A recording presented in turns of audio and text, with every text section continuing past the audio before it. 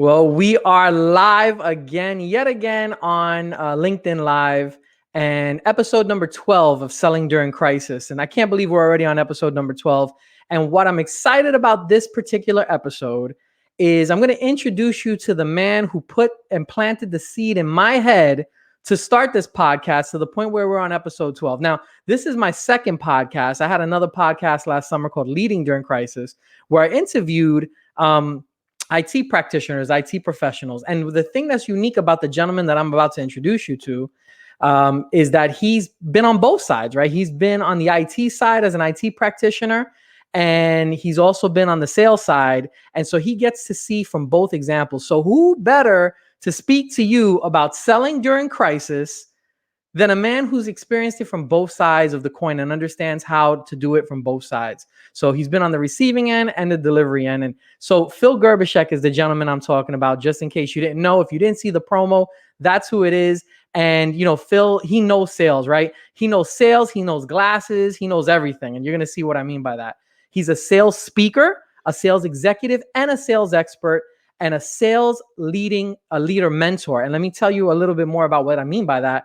When I spoke to Phil, it was actually we had a sim event that we had last summer, and I won a contest, a raffle, where I got one-on-one time with this gentleman. And that's when I realized his power. I was able to speak to him one-on-one.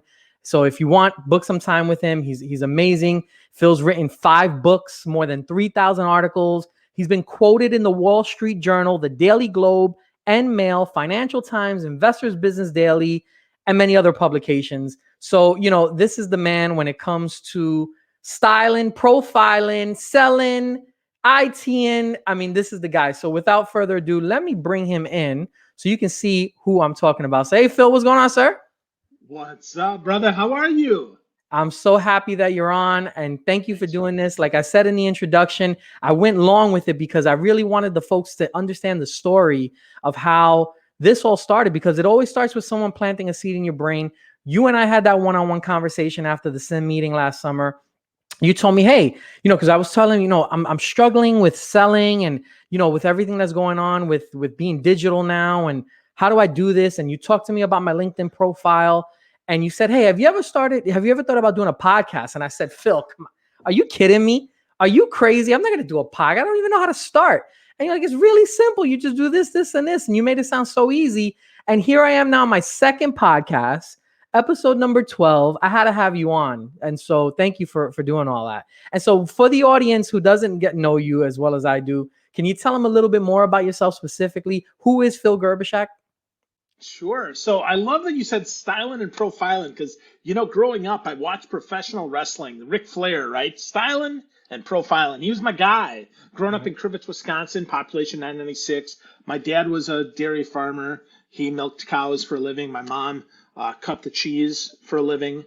She worked at the cheese factory. And I grew up, you know, small town where everybody had a guy or a gal, right? Everybody had someone. And I went away to college and the Navy and thought, I don't have anybody. I don't know what I'm doing here. Well, I was really thankful that at some point in my life, someone suggested Plaxo and then eventually LinkedIn to me. And it really changed my life because it allowed me to unlock the apprehension that I had about talking to people, because I could see something in common with people. I could see who that person was, or at least I could remark on something. I mean, if I can find someone on LinkedIn, I can find either something we have in common or I can find something that we contrast with. And so I went, I went in the Navy.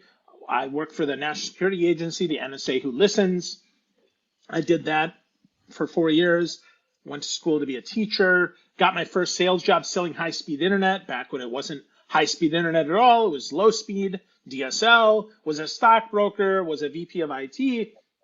And then in 2000, I think it was 2004 or 2005, I started getting more and more into social media.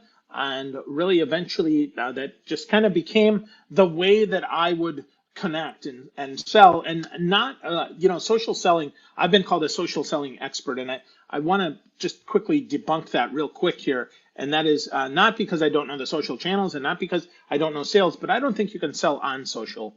I believe that you sell with social. And hopefully we'll talk about that more today, about the distinction between selling on social, which is what so many try to do, and selling with social, which I think is the only effective way to sell anymore, especially in a crisis.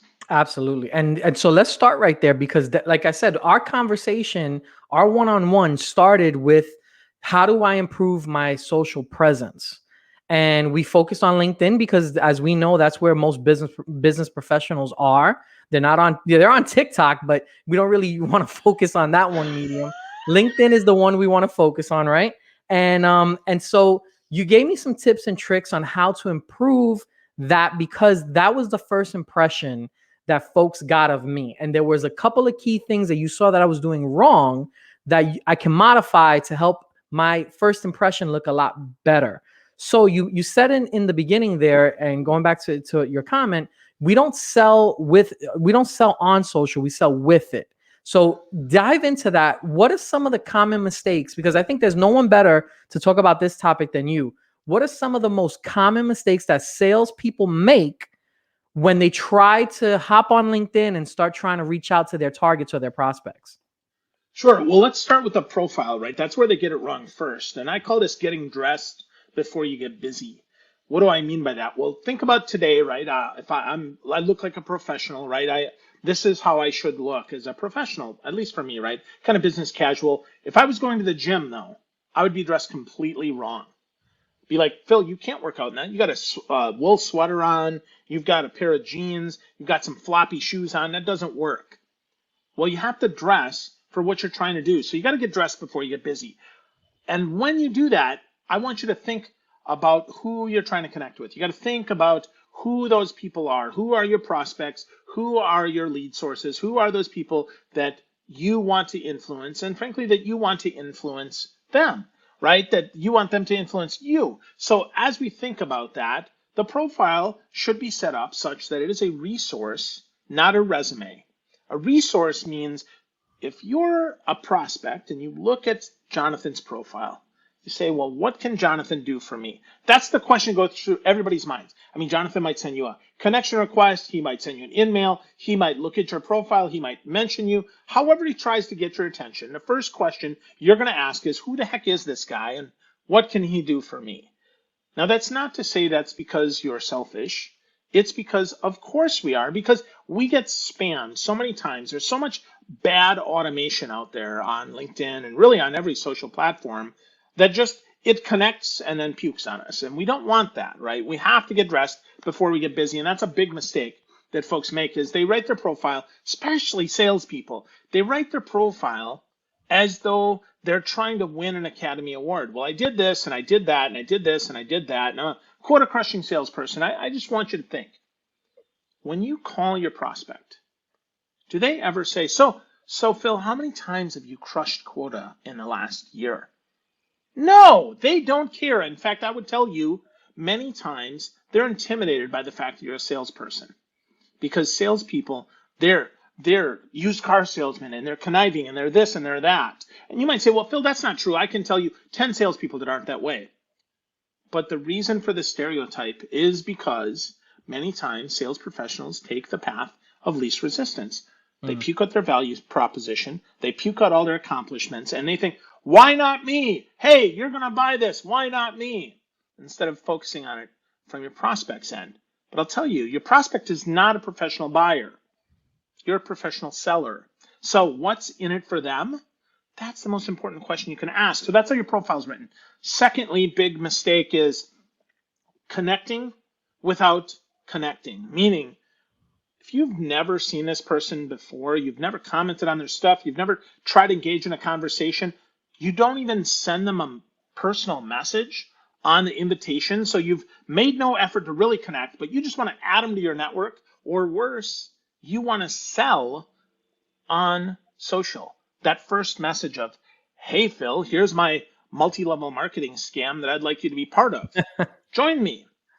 I got one of those last week, believe it or not. Some guy was transparent enough to tell me all about his multi-level marketing in the invitation. Wow. Now, no, I mean, just no, right? Maybe there's 1 in 100,000 people that might say yes to that, but LinkedIn purposely throttles the number of invitations you can send. You might say, well, oh, it's free speech. Let them go. No, stop. You should absolutely talk right to your prospect's heart. What matters to them? So I'm going to tell you about the 3 I's real quick, and then Jonathan, let's dive into some more questions here. 3 I's to connect with virtually anybody. First thing is the in common, and don't say because we have 136 connections in common, we should connect because we have this. No. I want you to instead be very specific about that in common. Because I know Jonathan Otero, and he is a terrific piano player, I was thinking we should connect. And I'm not saying Jonathan is, right? I'm just making this up as an example. But if you're hearing this and you say something specific about someone, they're like, oh, I didn't know that. Or, yep, that's why I'm connected to him too. So you get specific with the in common. Or where'd you go to college? Where are you from, right? I grew up in Wisconsin, Crivets, Wisconsin. I went to UW Milwaukee. I'm a Lakeland Muskie. Those things. I was in the Navy. Be specific about those things as you're connecting. A lot of times people talk about my glasses. Today they're blue. Many days they're orange. I have yellow ones. I have white ones. I have 18 pair. Comment on the pair of glasses you saw maybe in the most recent video that I did, which would be this one, instead of just, hey, Phil, I like your bright glasses. Get specific. So that's first I. Second, that in common, right, really matters. Second is insight. You don't know the person. They never post on social media. Hey, because I've talked to people just like you, a VP of finance, a VP of IT, a sales professional, a VP of sales, a chief revenue officer, because I talk to people like you all the time, I have learned that, blah, blah, blah.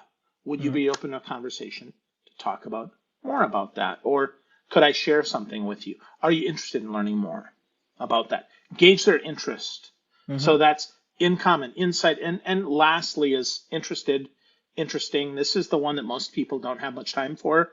But if all else fails, try to be interested in something that is all about them, something that they posted, because it isn't in common. Again, if Jonathan was a great piano player, I'm not a piano player, I like the song Piano Man, well, that could be an interesting comment, right? So interesting, something about that, or something that's interesting about me. You know what? I am really good at listening to songs on my iPhone. In fact, many of my favorite pianists, just like Jonathan, are piano players.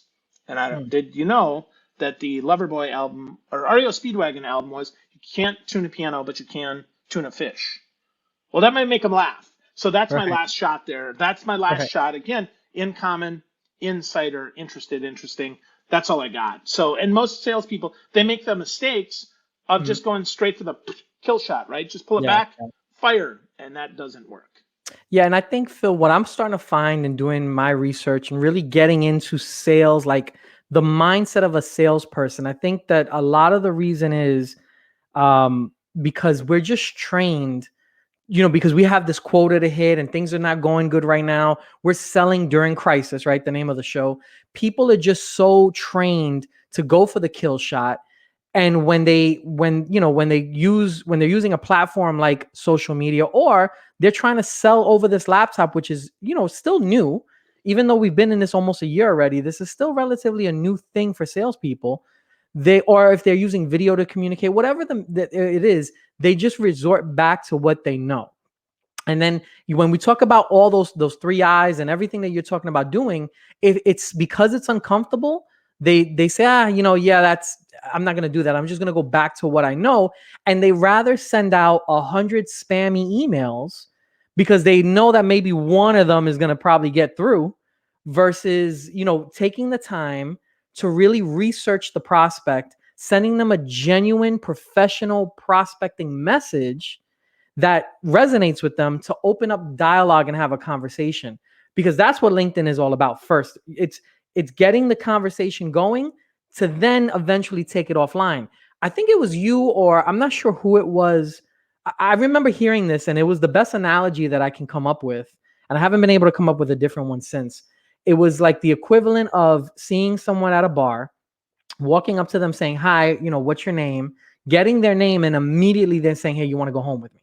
It was that kind of equivalent. It's like, you don't do that, right? You know that there is some sort of art to being able to have that conversation. It's the same thing with using social media and using a platform like LinkedIn to be able to engage your prospect in a professional way. So I think that's the biggest problem that I see in sales folks. And one of the things that I really wanted to touch on with your perspective, you have the background of being in IT. And you remember what it was like being on the receiving end of phone calls from guys like me. Now, I specialize in telecom and technology. That's my background, 14 years in selling to IT leaders.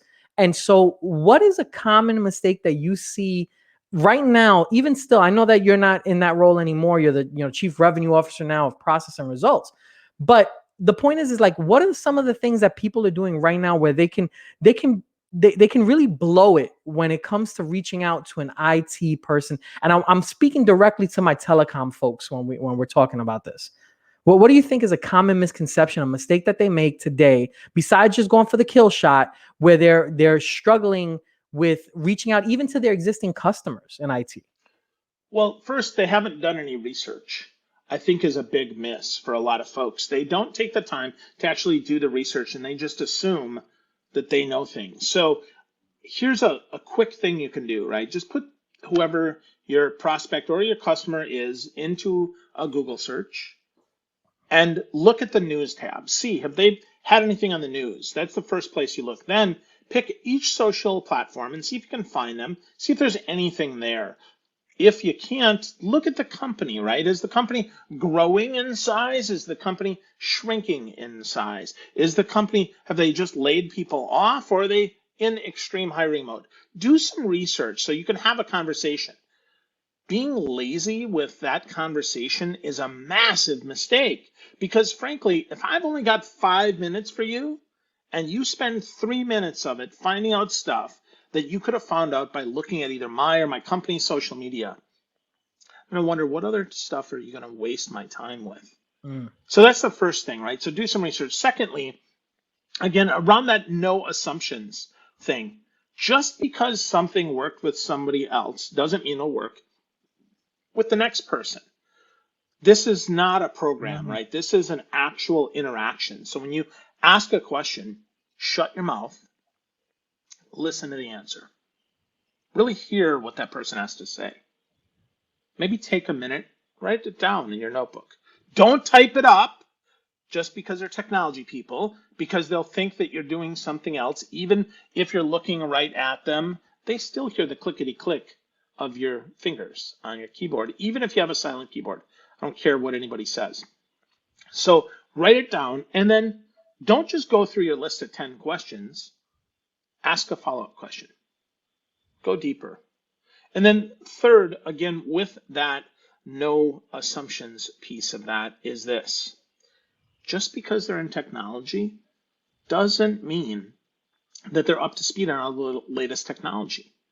So if you've learned something through your trials and tribulations, ask the question, hey, did you know, without being pandering or condescending, not something super, super basic, but did you know, for instance, a cool thing is, did you know that using the text expander program can actually save you hours on keystrokes? And there's a Chrome extension that allows you with just a couple of keystrokes that it can actually insert automatic text. Now, some folks will say, well, yeah, I've known that forever.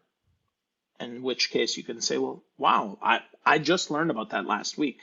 Or they might say, wow, I've not heard of that. Now, if you don't act like this is going to be a big deal to them, but you do act as though it's a big deal to you, you can also follow that up with a humbly, well, have you learned any new technology stuff now that you've been working from home for a year? Let them share. Let them share, right? Let them educate. Ask for their help. Enlist that. Most IT professionals like to help you. Now, if you can develop that, right, you say, well, Phil, how does that help my sale? How does that help my sale? Well, here's what it does. If you can get them sharing and talking, a lot of times their deflector shields go down, their defenses go down, they feel a little bit more comfortable with you, with the conversation. And if they do that, chances are then you can ask some better questions of them because they feel more comfortable. And funny thing, if they're more comfortable, you'll feel more comfortable as a salesperson. And likely you're good at conversation. You're just not good at reading people's minds. Because I know I've never been able to sell with ESP. I don't know anybody who has. So ask the question, right? Again, gets back Yeah. to no assumptions. Yeah, I remember when I did the podcast last summer, the first one that you got me on, it was called Leading During Crisis, where I interviewed IT practitioners. And if you connect the dots to all those episodes, we did 10 of them with the grand finale being in November. And if you connect the dots to all those episodes, everyone was talking about, the same thing where they said, if it's not impacting the business today, then we're not having that conversation. And a lot of times people feel like, well, because they sell what they sell, they feel like this is important to them. They don't realize that it's not necessarily might not be important for the next person. So it's okay. You can still have a conversation, but you got to make sure that the way you do it, like you said, it's not condescending. Hey, did you know that this person was going through this thing? At the same time, I'm assuming that you may be going through that same problem. If you are, like to have a conversation. It's a different way of approaching doing the same thing, but approaching it in a different way. And I think a lot of folks feel, this leads me to my next thing is that a lot of folks, because now we still don't have the ability yet to meet face to face. I mean, we can, but it's still kind of, we're not at that point yet. I think a lot of folks, they worry about, their brand and what they don't want to put themselves out there. Now, you mentioned earlier about how, you have your thing with your glasses, you're known for your glasses. And, I'm now in the process of building my brand of doing this where I help other salespeople out with helping them build their own brand and their identity and how they're doing it. So talk to me about some of the ways that you capture attention for yourself. I want to focus now more about you on as the sales person, as a chief revenue officer for process and results. How do you help other firms build their own brand and get that attention? How do you grab that attention for whoever their prospect is? What is your main takeaway with that? Well, the first thing is you have to deliver on your promises. So if we start with zero, right, you have to, what's your promise? And then deliver on that and make a promise and keep a promise. Little things like, hey, I said I'd get back to you by Wednesday, and I did. It's a little thing, but it matters, right? So make a promise, keep a promise. That's the first thing, right? Because that builds trust. Other things are you're ready for every conversation that you have. I mean, you want to be known for that. And certainly you want to be known for the personality that you bring to that. It doesn't matter if you have a personality like mine that's big and bold, but you have a quieter personality. But you want to let that shine through, because knowing that not everybody fits with me and not everybody fits with you is really, really important, especially now virtually, because we have so much going on. So we have to recognize, okay, well, maybe this isn't my sale to win. Maybe I find another way, another person, a second voice, if you will, right? Maybe my manager can help me with that. Maybe someone else can help with that. So as I'm talking to firms, right, understanding who those people are and then respecting that they're all different, right? Some people, they are able to sell because of authority. The way that they speak, very, very much an authority. In fact, I would tell you that my business partner, Chris Johnson, that's how he sells. Big time authority, right? He's worked with agencies over the years. He's built his own agency. He has a sphere of authority. I sell with relationship. I try to understand the other person and try to lead with empathy and concern, and then I'm going to help them that way. So authority, relationship, there's probably a few other ways that you can sell, but I understand who I am. I don't try to sell with authority. I just focus on what I'm really good at. And that's really what I encourage other people to do as well, right? Figure out who you are. Who are you? Secondly, practice that. Get really good at that. Get really comfortable with that. And then beyond that, it's just really about, again, those promises. Glasses for me are great, right? I think that helps me. And if you're comfortable with it, right, get a cool pair of glasses and use that. Often I'll wear cufflinks, right? I've got Lego cufflinks. I've got an Apple Watch. I'll change the color of my Apple Watch band. I'll change my Lego cufflinks. There might be superhero cufflinks. I'll wear funky socks, right? But when we're selling virtually, it's really as simple as your personality and keeping and making promises and being really comfortable with who you are, Jonathan. Because if you're not, you're a fake. And especially virtually, people don't want to deal with fakes, right? The old fake it till you make it. No. Practice it while you perfect it. Yep. Keep improving, right? Don't fake it while you make it. It's okay to not know all the answers. I can tell you, we sell for other clients with process and results, and I don't know all the answers. So I say, that's a great question. I don't know. I'll get back to you though. I made a promise. I'll get back to you. When will I get back to you? Usually I'll give a date. And then I keep that promise. I actually deliver what I promised by the date that I said so that I can keep my promise. That's how I stand out, because a lot of people don't do that. They are just, they're just empty, right? Yeah. Or they make a vague promise because then they want to hide behind it if it didn't work, right? And they don't do that. They don't deliver what they said. So those are some of the ways that I would, that I teach folks, and Yeah. they're not real difficult, right? But they do take consistency. They do take time. They do take effort, right? And they do take you as the salesperson to really give a crap about who you're selling to. Mhm. I did I did a post on LinkedIn a couple days ago talking about massive confidence. I went on like a 8-minute rant about things that got me confident, right? Because I think the misconception out there is because salespeople are usually atypical. They're, the alpha, and they go out there and, we're outgoing. That's why we're in sales to begin with. We like to control our income, so we're in sales. And I think the misconception is that salespeople are very confident. And what I'm starting to realize now is I'm starting to dive into the mind of other salespeople, not just my own. They lack confidence. And so I went on this rant and I did this post and I talked about what you just said there. Be okay with just being okay. And I think they suffer from imposter syndrome, where they look at a guy like you, they look at like someone like me, and they go, "Man, I see what he's doing. I want to try, but I can't be like that." Well, it's okay. When Phil first came up to me, I said, "You should do a podcast." I wasn't confident with that. Phil, if you remember my conversation, I was like, "No, how does that, what if people say no to be on the show?" And people have said no to be, nah, I'm not interested in doing that. And I remember thinking to myself, and I look at some of my older episodes, my first couple episodes, and even my first couple of interviews, and they were horrible, really bad. My lighting was off, my sound, my audio was terrible. I remember I did an interview with the CEO of my previous company, and the audio quality was choppy, just really bad. But I got better every time I did it, and I gained the confidence as I got better with it. And it's like any job, I would think, right? The first day you come in, you suck at your job day one. And then you get better at it as you go. A year later, now you have the relationships with different departments, different policies and processes and procedures. You're able to get things done. And I think that's where a lot of sales folks, they fail. And I wonder if you agree with what I'm about to say. I think that if salespeople do not get used to this, because even once COVID is gone and done, and we never use the word COVID again, I think people are still going to be accustomed to doing this because they like it, right? We can set up a quick 5-10 minute Zoom before I allow you the privilege to come down to my office and meet with me face to face. And you better get good at doing this. Do you agree with that? Or Yeah, do for you think that sure. it's going to change?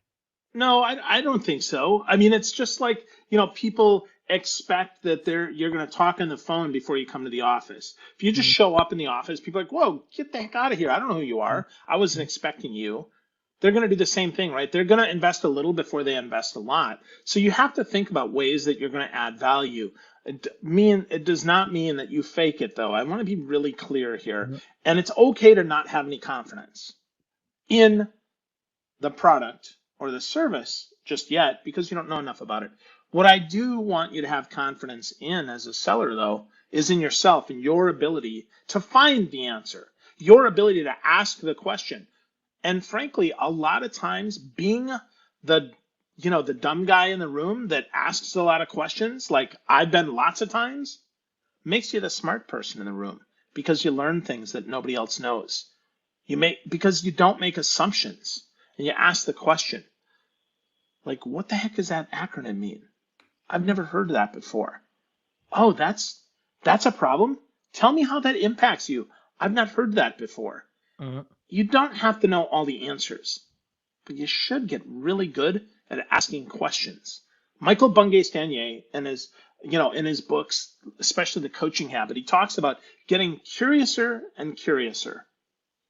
I want to encourage you to get more confident and to get better at this, just get good at being curious. Just ask questions. Try to find the answer. Don't be so darn worried about knowing the answer. Just be willing to ask the question. Yep. So what do you mean by that? Yep. And I wonder if you're noticing that a lot of sales folks are starting to get now in the weeds in their own mind, where now they're so confused, right? Like what we're saying it sounds basic, right? We're saying stuff that almost is common sense. Having a conversation before you start to sell things, like it's like common sense, but I think we're so trained from all the years of sales trainings and poor ideas of what sales people should be like, and maybe even pressure from hitting quotas and all these things, that now we kind of accept the fact that we're going to get some people that get upset with us. We're going to upset some of our prospects, and it's kind of like, well, that's kind of the job. And I fear that that's a misconception that a lot of sales people go through, because now they're lost in the weeds of their own mind. They just given. It's been a year almost into this COVID thing, and screw it. I'll just go back to sending out 100 emails today, cold emails, copy and paste type of thing. And I think that's a big shame. And I don't know how we fix that. Well, mindset is a big thing that needs to be helped on our sales profession. I would tell you that mindset is a skill, much like selling is a skill. So practice improving your mindset. And a lot of people are like, what is he talking about? But here's what I want you to think about. Every single day, you are going to get knocked down as a sales professional. You're going to get told no. You're going to get ignored. You're going to get voicemails not returned. You're going to get emails not returned. What I want you to think about is not those things. I want you to think about, okay, when I get this person on the phone, what am I going to add value to their world? What do I know that they need to know that I can share with them? What questions will I ask that will allow them to share something with me? How can I get through this in a way that I learn something? Because it'd be great if I made a sale. And, a lot of times we're so focused with, got to make 100 calls. The reason that our employers have put those big numbers on us is because we have seen that there's more spam, there's more noise, there's less connection. But if you're getting your number right, if you're actually having real conversations, finding out real problems, the first call goes something like, I don't know anything, I'm just going to ask some questions. Now, your second call, if you actually paid attention to those answers, you're going to get more confident, because you're going to be like, oh, well, I asked that question and started a conversation. Not if they answer me, that's great. But if not, I can say, well, you know what? I was talking with the CIO of Cisco, and they said this to me. And then I've got 2 conversations. And then I get 4 conversations. And I just really worry about that. And get out of the weeds. Stop worrying about closing the deal. Start focusing on having the conversations and finding problems that you can solve. Now, how do we do that? Well, honestly, it's just a shift of focus. When we're taking notes, write down the good stuff that happens. Write down the possible positive outcomes. Write down all the things that you want to happen. And right before you get on the call, review your notes, right? I've got a notebook right in front of me. I've got my little Remarkable here that I keep my notes in for my calls, and I review that. And I think about, so what are the good things that have happened? What are the things that I've learned for folks? I can tell you that I learn every day. And by reviewing that, when I do get a live person on the phone, or I get to have a conversation like this, or I get to share some stuff, I can keep my head focused on right now, because I can look and say, I've had this happen before. And if I can stay present with you right now, I can have it happen again. I can get a good outcome. And so just focus on that, right? Focus on the good in your outcome, the things that might happen that are good instead of the things that might happen that are bad. And just stay locked into that. And I think our mindset and getting out of the weeds, out of our head, and really on the present, I think will help us a lot. That's my opinion anyway. Well, I love it, Phil. And, as we wind down, because I can't take up all your time, we're already over 30 minutes at this point, but I wanted to, we could talk about sales all day long, right? But here, let me ask you this question. on a bright note, I remember you mentioned, I forget where I saw it, you posted it or we talked about it, but you mentioned about an experience you had with one of your greatest sales reps who's still a friend to you today, and how he engaged with you in the very beginning. I think this was back when you were in IT, and I just remember that story vividly because I remember you telling us. I think it was on the sim call when we were at the when we were doing the sim conversation with you that time. But you remember a conversation that you had with someone that was selling with you, and he was very unique, and you didn't buy at the time, but he was persistent, and then he ended up being a friend, someone that you actually connected with afterwards. Let's end it with a positive note. Let's talk about that story. Do you recall that story that I'm talking about, first of all? Yeah, I think so. Yeah, I think you're talking about my buddy Mike. Yep. Mike, yeah, initially, yeah, Mike was new in the Milwaukee market, and he was trying to sell. And unfortunately, we had a rule at the company that I worked at that said no vendors. Well, Mike was persistent. He called. He really wanted to get a cup of coffee. Thankfully, we had a coffee shop in the building, so I didn't have to let him into my space. But we went down. We had a cup of coffee, and I was really hesitant. I was like, I don't really know. And Mike, instead of saying, hey, how can I sell to you? Yeah, so how can I help you? What do you need help with? And I thought for a little bit, and I said, well, Mike, I know that I can't do business with you today. I might not be able to do business with you next week. But I need some help putting on an event. I need someone to stand there and fill goodie bags and to smile at people and say hello for an association that I was part of. And would you be willing to help me? He said, well, okay, I'll do that. I'll try. So he helped with that. And from there, when Mike would introduce himself at the meetings, instead of introducing himself, like so many other vendors that talked about what they sell, Mike said, and you might have seen me stuffing bags at an event. You might have seen me before, right at the door, checking people in. You might have seen me doing this, and eventually Mike got on our board of directors. Mike never pushed about sales. Never pushed about sales. But eventually what happened is people said, well, Mike, what do you do? Like, that's nice that you're helping, but what do you do? Like, why are you here? Not in a bad way. Not like, hey, Mike, what are you doing here? But like, what's the value that you get? And he said, well, I get to know you. I get to learn your challenges. And from then on, people would start to go to Mike, well, you've talked to hundreds of IT managers. What are you hearing? What are you doing? And he would share with them. And then, oh, well, what do you think we should do about that? Well, Mike would insert things that his organization could help with. He would add value before he added volume. He stuffed bags, he learned, he had conversations, and eventually he added lots and lots of value and got conversations with lots and lots of C-level IT executives when people like me would say, hey, you need to meet Mike. He really knows what's going on. He could teach us something about our organization because he's talked with hundreds and hundreds of other IT leaders just like us. And he would get in front of those people, and it exploded his business. So if you're willing to add value before you add volume, if you're willing to do the crappy work of filling bags, whether they're virtual or in person, if you're willing to listen and ask questions, you can build your business as a sales professional. Because I want to work with people that I know, like, and trust. IT managers want to work with people that they know, like, and trust. And whoever you're selling to, they want to work with people that they know, like, and trust.